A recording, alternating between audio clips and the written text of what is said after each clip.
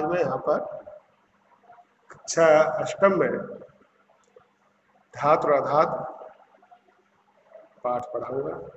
इससे पहले मैंने आपको संश्लेषित रेशे और plastic, synthetic fibre and plastic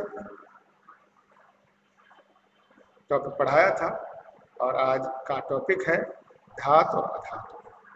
तो सबसे पहले हम बात करेंगे कि तत्व क्या है। तुम्हें तत्व क्या है? तो तत्व क्या है? तत्व वह पदार्थ है जो समान प्रकार के परमाणुओं से मिलकर बने होते हैं। पहले हमने पढ़ा था, बताया जाता था, तुलसीदास जी की चौपाई थी, उसमें पढ़ा था कि चित्त जल पावक गगन समीरा, पंच तत्व मिल बना शरीरा, कि शरीर है 5 तत्वों से मिलकर बना है। किंतु आज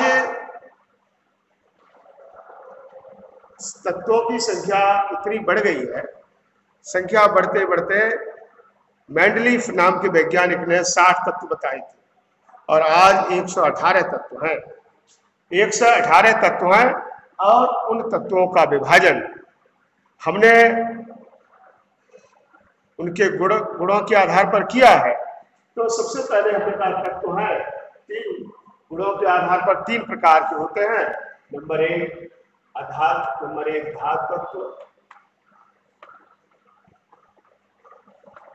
नंबर 2 अधातु तत्व,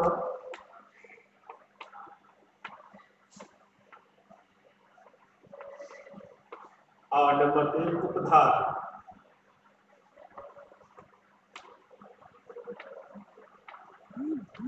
तो बताया तत्व 3 प्रकार के होते हैं। नंबर 1 धातु तत्व, नंबर 2 उपधातु तत्व, नंबर 3 उपधातु तत्व है। फिर से एक बार देखेंगे। नंबर 1 धातु तत्व, नंबर 2 अधातु तत्व और नंबर 3 है उपधातु तत्व। तो हमने कहा ये धातु तत्व कौन से? तो धातु तत्व है जिनसे धातुएं बनी होती, जिनमें धातुओं के गुण होते हैं उन्हें धातु तत्व कहते हैं, और जिनमें धातुओं के गुण नहीं होते उन्हें अधातु तत्व कहते हैं या उन्हें अधातु कहते हैं।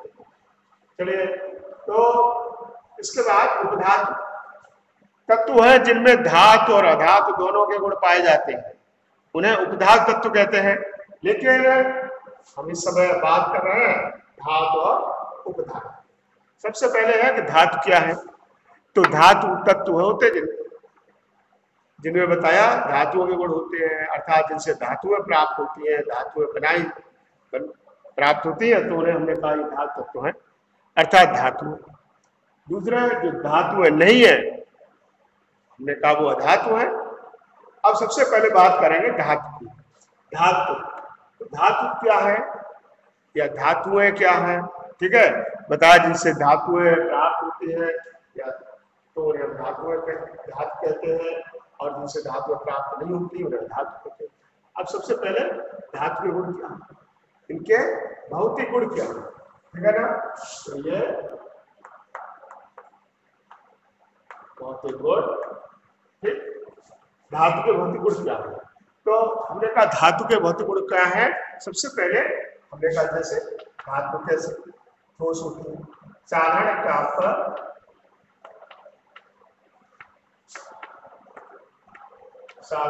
पर ठोस, ठीक है ना? जो धातु है वह साधारण ताप पर ठोस होती है, लेकिन पारे को छोड़कर क्या कहेंगे, ठोस होती है। और इसमें पारे को छोड़कर, पारा धातु है, पारे को छोड़कर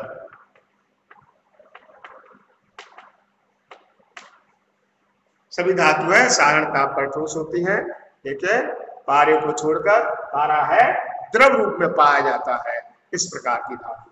फिर हमने कहा नंबर 2 धातुएं साधारण ताप पर कठोर होती है, ठीक है, लेकिन सोडियम पोटेशियम को छोड़कर, सोडियम, ठीक है ना, पोटेशियम को छोड़कर,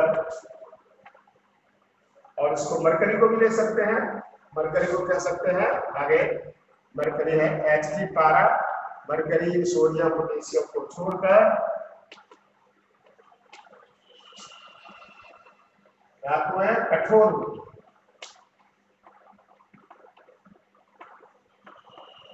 धातु कैसे होंगी? कठोर होती हैं। ये मरकरी पहले ही हमने छोड़ दिया था, यहाँ सामने कर लिया, मरकरी है, सोडियम है, पोटेशियम को छोड़ करके सभी धातुएं कठोर होती हैं। फिर हमने कहा अगला नंबर है नंबर 3, धातुओं में आघात वर्धनीयता का गुण होता है। क्या है इनमें? आघात वर्धनीयता का गुण। धातुओं में आघात वर्धनीयता का गुण होता है। तो आघात वर्धनीयता का गुण क्या है कि सभी धातुएं हैं, उनको अगर पीटा जाए हथौड़े से तो वो चादर के रूप में फैल जाती है। आपने देखा होगा, हम लोहार के पास जाते हैं, धातुओं को टुकड़ा लेकर के धातुओं को कोयले में गर्म करता है, उसके बाद उसको पीटता है, पीट करके उनको विभिन्न प्रकार की चादरों के रूप में या फावड़े के रूप में, खुरपी के रूप में बना देता है। या हमने कहा कि पीट करके उन्हें तराती वगैरह है और दूसरे जो चादरें हैं उनको बदल देता है। तो ये आघात वर्धनीयता का गुण कहलाता है कि धातुओं में आघात वर्धनीयता का गुण होता है। अब इसके बाद अगला आता है इसमें नंबर 4, धातुओं में तन्यता का गुण। तन्यता का गुण हमने कहा, तन्यता का गुण क्या है?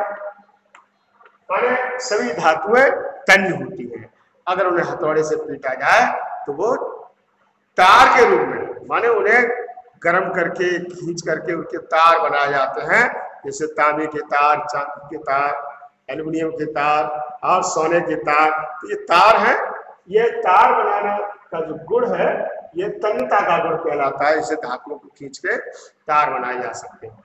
एक आपको पता है 1 ग्राम सोने से 2 किलोमीटर लंबा तार बनाया जा सकता है। तो इस तरह से ये गुण कहलाता है धातुओं में तन्यता का गुण। अगला आता है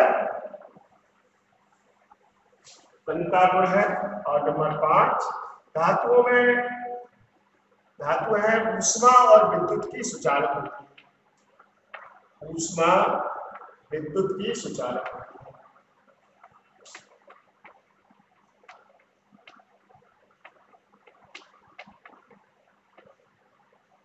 धातुएं हैं ऊष्मा विद्युत की सुचालक होती है। आपने देखा घरों में खाना पकाते हैं, तवा है, तवे को जब उस पर रखते हैं चूल्हे पर, गैस के चूल्हे पर, तो लगातार जब उसमें ईंधन जलता है तो वो गर्म हो जाता है, लाल गर्म हो जाता है। तो हमने कहा ये ऊष्मा का चालक, ऊष्मा की चालकता का गुण है। तो धातुएं ऊष्मा की सुचालक होती हैं। और फिर विद्युत की सुचालक होती है। अपने घरों में जो वायरिंग होती है, बिजली की फिटिंग होती है, उसमें तांबे का तार देखा होगा, स्विच बोर्ड से पंखे तक या ट्यूबलाइट तक या बल्ब तक जाता है। जब स्विच ऑन करते हैं तो वो बल्ब जलने लगता है, पंखा चलने लगता है। तो ये गुण कौन सा है? ये विद्युत की सुचालकता का गुण होता है। तो इसको हमने कहा ये धातुओं का गुण है। ऊष्मा और विद्युत की सुचालक होती है धातुएं, तो ये वह गुण है। अगला है धातुओं में चमक होती है, विशेष चमक होती है, ठीक है ना? विशेष चमक है। अगर उनके खरोंच डाल जाए, माने कील से धातु खरोंच किया जाए, स्क्रैच किया जाए, तो उनमें चमक दिखाई देती है। फिर अगला आता है ध्वनि। ध्वनि उत्पन्न करती है,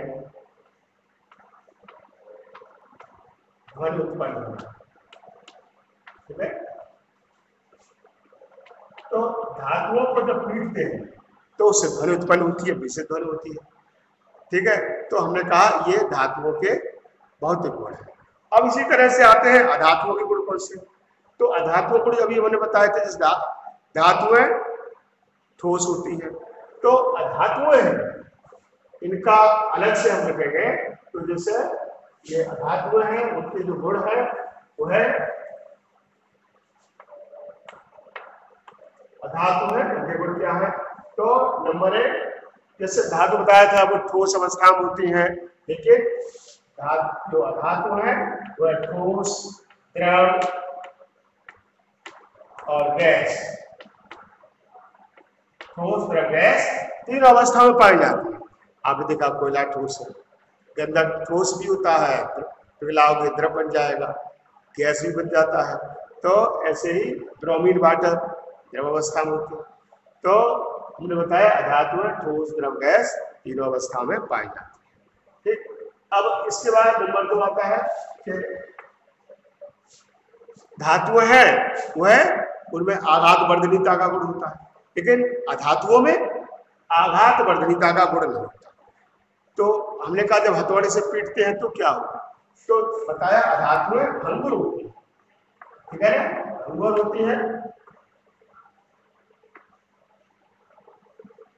यह गुण भंगुरता कहलाता है। अधातुओं का यह गुण क्या कहलाएगा, भंगुरता का। जब हथौड़े से पीटते हैं तो वह कैसे हो जाएंगे, चूर्ण के रूप में बदल जाएंगे, इसको कहते हैं भंगुरता का गुण। तो ये अधातुओं में पाया जाता है। फिर तन्यता का गुण धातुओं में होता है, अधातुओं में नहीं होता। धातुएं ऊष्मा विद्युत की सुचालक होती हैं, अधातुएं ऊष्मा विद्युत की सुचालक नहीं होती। क्या कहेंगे, यह ऊष्मा विद्युत की कुचालक है, ऊष्मा विद्युत की कुचालक।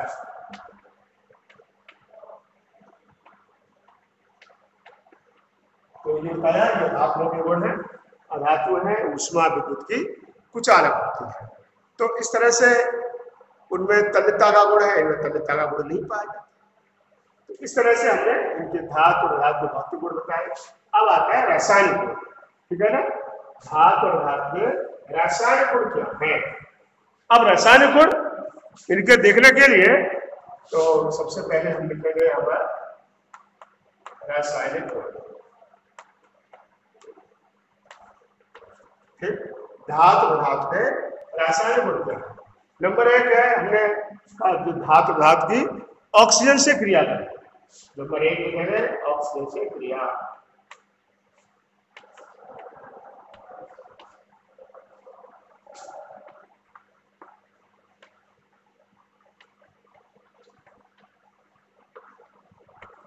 ऑक्सीजन से अब क्रिया। अब जब धातु और धातु है उनकी ऑक्सीजन से क्या क्रिया होती है, सबसे पहले हम लेंगे जैसे धातुओं से ऑक्सीजन की क्रिया। तो इसमें लेंगे जैसे Na+O2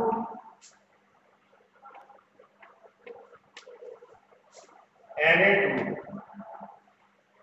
क्या है, सोडियम धातु है।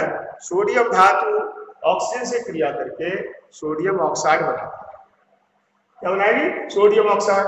अब संतुलित कर लीजिए, यहाँ Na का एक परमाणु, यहाँ 2 परमाणु है, यहाँ 2 कर दीजिए। ऑक्सीजन का यहाँ 2 है लेकिन यहाँ 1 है। अब हमें 2 कर दे, यहाँ पे 2 कर दिया। अब ऑक्सीजन के 2 परमाणु हो गए, ऑक्सीजन के 2 परमाणु हो गए, लेकिन यहाँ पर ऑक्सीजन के 2 परमाणु तो हो गए बराबर, लेकिन सोडियम के परमाणु संख्या बदल गई।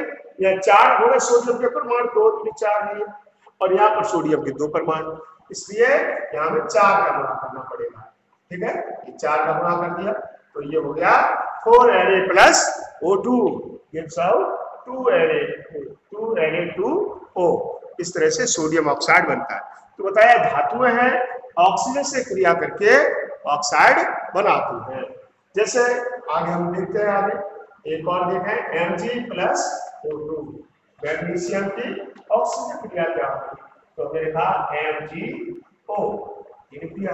अब MgO लिख दिया, ये मैग्नीशियम है, या मैग्नीशियम का 1 परमाणु है, ऑक्सीजन इसके 2 परमाणु है या 1 परमाणु है, तो हमें यहाँ पर 2 परमाणु करने पड़ेंगे। 2 कर दिया, हमने आगे लिख दिया 2MgO, और 2MgO हो गया तो ऑक्सीजन के यहाँ 2 या 2 का गुणा हो रहा, 2 ऑक्सीजन हो गए। फिर Mg यहाँ पर 1 है, यहाँ 2 Mg परमाणु है, हम यहाँ पर मैग्नीशियम के 2 परमाणु कर देंगे, तो ये हो जाएगा 2Mg+O2 gives out 2MgO2, तो 2MgO मैग्नीशियम ऑक्साइड। तो बताया धातुएं हैं ऑक्सीजन से क्रिया करके धातु के ऑक्साइड बनाती है, और यह ऑक्साइड क्षारीय ऑक्साइड होते हैं या बेसिक ऑक्साइड कहलाते हैं। माने धातुओं के बेसिक ऑक्साइड बनते हैं या क्षारीय ऑक्साइड बनते हैं। यह नीले लिटमस को, लाल लिटमस को नीला कर देते हैं। ठीक है, इनका गुण होता है। अगला आता है, अब ये तो हमने बता दिया धातु। अब नंबर 2 है, इससे अधातुओं से क्रिया क्या होगी। ठीक, अधातुओं से क्रिया ऑक्सीजन की क्या होगी। देखिए, जो अधात्विक ऑक्साइड है, या हमने लिखा है जैसे SO दिया, ठीक। या हम यहाँ पर सल्फर लेते हैं, गंधक, सल्फर है, अधातु है, S+O2 gives out SO2, लिख दिया SO2। तो हमने कहा ये सल्फर है, सल्फर गंधक बोलते हैं, सल्फर है, और ये ऑक्सीजन से क्रिया करके सल्फर डाइऑक्साइड बनता है, सल्फर डाइऑक्साइड, ठीक। ये सल्फर डाइऑक्साइड बन गया, S+O2 बराबर SO2। ऐसे ही C+O2 गिव्स आउट CO2, ये बन गया। तो हमने कहा ये क्या है, कार्बन है, कोयला या कार्बन कहते हैं। तो कोयला या कार्बन है जो हवा में जलता है तो CO2 गैस प्राप्त होती है। तो इसको हमने कहा ये अधात्विक ऑक्साइड है। कैसे है? सल्फर डाइऑक्साइड, कार्बन डाइऑक्साइड अधात्विक ऑक्साइड है, और ये इनमें अम्लीयता का गुण है, या इनको अम्लीय ऑक्साइड कहते हैं। क्या कहते हैं?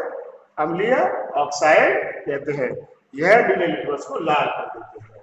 फिर अब हमने कहा ये अगली रिएक्शन लेते हैं पानी से क्रिया। मैंने बताया धातु धातु की पानी से क्रिया क्या होती है।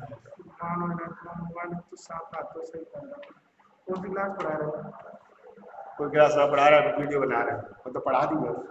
अच्छा, तो बताया पानी से क्रिया, मतलब धातुओं की अधातुओं की पानी से क्या क्रिया। अब पानी से क्रिया देखेंगे। सबसे पहले हमने लिखा जैसे सोडियम है, सोडियम धातु के बारे में पढ़ा, सोडियम प्लस ये H2O, ये कहा हमने सोडियम धातु है, पानी से क्रिया करेगी तो सोडियम हाइड्रोक्साइड बनाएगी, और NaOH सोडियम हाइड्रोक्साइड, ये NaOH plus H2 hydrogen gas, ये माने जब सोडियम, ठीक है ना, सोडियम है, धातु है, इसको थोड़ा इधर करते हैं, इधर का भाग दिखाई नहीं रहा है, इससे आगे दोबारा लिख दे रहे हैं। यहां से Na plus H2O gives out NaOH plus H2 hydrogen gas, गिरा होगा। हाँ, तो बताया ये सोडियम धातु है, पानी से क्रिया करेगी, अब क्रिया करने के बाद सोडियम हाइड्रोक्साइड बनेगा, हाइड्रोजन गैस बनेगा। अब इसको संतुलित करते हैं। संतुलित कैसे करें? हमने देखा यहाँ पर सोडियम का एक परमाणु है, सोडियम का एक परमाणु है, कोई दिक्कत नहीं है। अब इसके बाद ऑक्सीजन का एक परमाणु, यहाँ भी एक परमाणु है, हाइड्रोजन के दो परमाणु है, और यहाँ पर एक और दो तीन परमाणु हाइड्रोजन के हैं, इसलिए हमारा ये समीकरण बैलेंस नहीं है, ये संतुलित नहीं है। तो इसके लिए हमें क्या करना पड़ेगा कि जैसे 2 और 1 3, यहाँ 2 हाइड्रोजन है, उधर 3 है, तो हमें अगर यहाँ 2 लिख दें यहाँ पर तो 2 दूनी 4 हो जाए, ठीक, तो 2 लिख सकते हैं, 2 दूनी 4H, यहाँ 2 लिख दीजिए, तो 2 दूनी 4H और इधर 2H ये हो गए, और H 2, 4H हो गए, हाइड्रोजन बराबर हो गए। ऑक्सीजन यहाँ पर 2 का गुणा हो रहा है, तो ये ऑक्सीजन के 2 परमाणु है, और यहाँ भी ऑक्सीजन के 2 परमाणु। लेकिन अब हम देखेंगे सोडियम में, या सोडियम 2 परमाणु है, या सोडियम का 1 परमाणु है, या 2 लिखना पड़ेगा। हम आगे जो भी संख्या है वो आगे लिखेंगे। तो अब सोडियम की संख्या इधर दोनों ओर समान हो गई, हाइड्रोजन की संख्या दोनों ओर समान हो गई, और ऑक्सीजन की संख्या दोनों ओर समान हो गई। तो हमने बताया कि सोडियम हाइड्रोजन से क्रिया करके सोडियम हाइड्रोक्साइड और हाइड्रोजन गैस बनाता है, ठीक। तो ये तो ऐसे ही पोटेशियम है, पोटेशियम भी पोटेशियम हाइड्रोक्साइड गैस बनाएगा और हाइड्रोजन गैस निकलेगी। फिर हमने कहा कुछ जैसे मैग्नीशियम से क्रिया करा, तो मैग्नीशियम से क्रिया कराएंगे, Mg प्लस H2O, और इधर क्या बनेगा,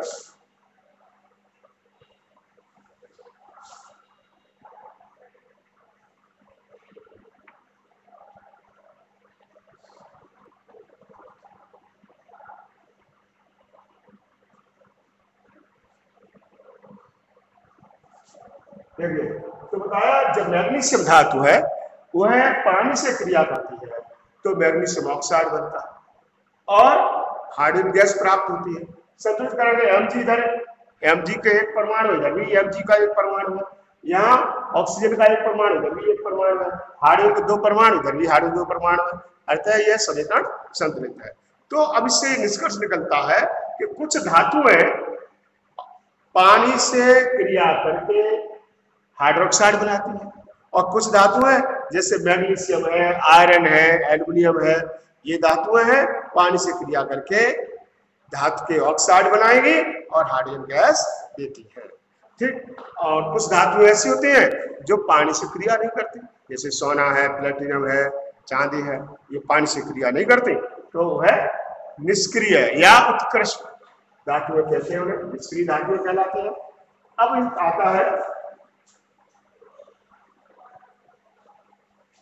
अम्लों से क्रिया, मतलब धातु एक और भी पानी से क्रिया में, पानी से क्रिया में अभी धातु की क्रिया बताई थी हम, अब बताएंगे अधातुओं की क्रिया। जैसे हमने कहा SO2 है, SO2 प्लस H2O, ये गिव्स आउट H2SO3, H2SO3 बनेगा, इसको कहेंगे सल्फ्यूरस अम्ल, सल्फ्यूरस अम्ल। ये सल्फर डाइऑक्साइड है। अब सल्फर डाइऑक्साइड है, इधर पानी से क्रिया करेगी तो H2SO3 बनेगा, सल्फ्यूरस अम्ल बनता है। तो ये बताया जो अधातुएं हैं या अधातुओं के ऑक्साइड है वह पानी से क्रिया करके अम्ल बनाते हैं। ऐसे ही हमने कहा CO2 प्लस H2O कर दें तो H2CO3, ये बन गया H2CO3, ये कार्बोनिक अम्ल बन गया, इसको कहेंगे कार्बोनेट अम्ल, कार्बोनेट अम्ल बनता है। ठीक है, कार्बोनेट ये अम्ल हो गया। अब इसके बाद आता है कि हमने बताया धातुओं और अधातुओं की ऑक्सीजन से क्या क्रिया है, पानी से क्या क्रिया है। अब आता है अम्लों से क्रिया क्या है। ठीक है, अम्लों से क्रिया की बताएंगे।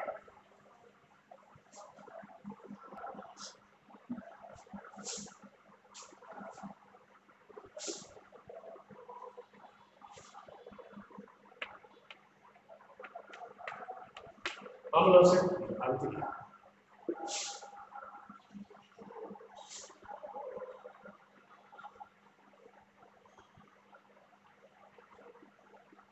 अम्लों से क्रिया क्या होती है, तो बताया कि जैसे जिंक धातु है Zn प्लस HCl, तो क्या बताया जिंक धातु जस्ता है, यह हाइड्रोक्लोरिक अम्ल HCl हाइड्रोक्लोरिक अम्ल है, इससे क्रिया करके ZnCl2 zinc chloride plus H2 hydrogen gas जो बनती है।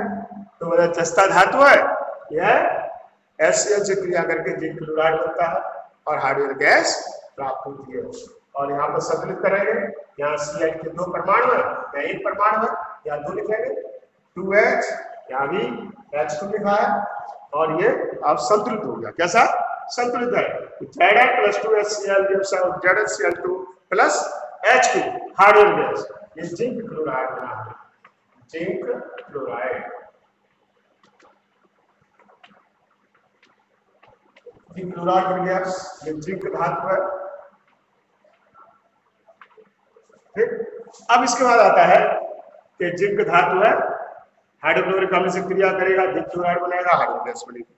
फिर हमने कहा इसी तरह से एक और रिएक्शन ले सकते हैं, जैसे Zn प्लस H2SO4 तनु सल्फ्यूरिक अम्ल से क्रिया कराते हैं। ठीक, तो इसमें ZnSO4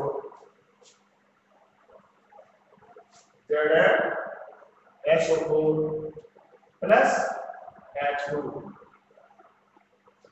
ये जस्ता जब सल्फ्यूरिक अम्ल से क्रिया करता है तो जिंक सल्फेट बनता है और हाइड्रोजन गैस बनती है। हाइड्रोजन के दो परमाणु इधर भी दो हैं, यहाँ सल्फेट एक है, यहाँ पर भी सल्फेट का एक परमाणु है, जिंक का एक परमाणु, यहाँ भी एक परमाणु है। यह इस तरह से संतुलित हो जाता है। अब इसके बाद आता है कि जैसे अम्लों से क्रिया एक आती है विस्थापन क्रिया।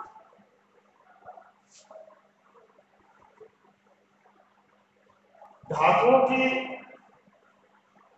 अम्लों से क्रिया इसके बाद है। अब हमने कहा विस्थापन क्रिया क्या है, इसको बताऊंगा मैं।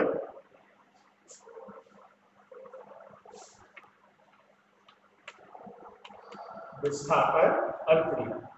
अब विस्थापन अभिक्रिया जैसे जब एक तत्व के परमाणु में किसी यौगिक से दूसरे तत्वों के परमाणुओं को हटा देते हैं और स्वयं उस स्थान पर जुड़ जाते हैं, इसे हम विस्थापन अभिक्रिया कहते हैं। अब विस्थापन अभिक्रिया कैसे, देखिए हमने कहा ये Zn प्लस ये CuSO4 कॉपर सल्फेट का विलयन है और इसमें हमने डाल दिया तो बनेगा ZnSO4 प्लस C। तो जब जिंक धातु है कॉपर सल्फेट के विलयन में मिलाते हैं तो जिंक सल्फेट बनता है, कॉपर बनता है।